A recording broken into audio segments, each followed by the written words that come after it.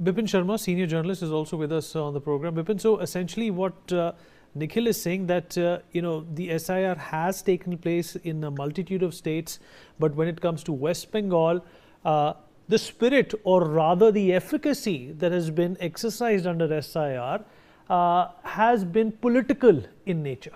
Do you concur? See, let me begin with the flip side of SIR. First of all, it is amply clear that if there are mass exclusions, then definitely the apex court of the country will intervene. And as far as the marginalized segment of the society is concerned, if if they are sidelined, then of course, again, it becomes a contentious issue. Now look at the positive sides, the positive aspects.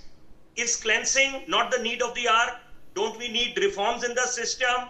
And because when we say that, if illegal voters are there and, and the apex court of the country has validated, has empowered the Election Commission of India to conduct the SIR exercise. And on the one hand, when we say that everything has to go as per the norms of the Constitution, then we must very well, give it the due accord.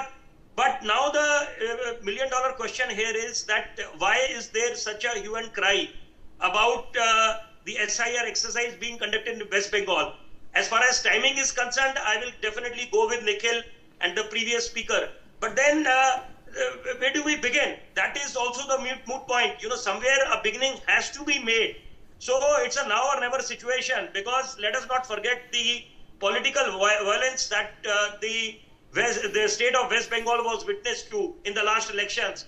So, in the backdrop of the Middle East conflict, these escalations, though of course a 2-week ceasefire is there, we will only pray that the election process in the 4 states as well as the Union Territory of Puducherry goes smooth, peaceful.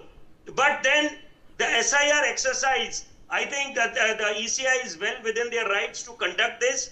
And then if there are mass exclusions, then definitely, the Supreme Court can be approached. And then as far as Form 6 is concerned, they have all the right. All those voters who think that they have been, there has been a prejudice or they have some sort of a bias, they have all the right to knock the doors of the Supreme Court or the other, the judicial bodies.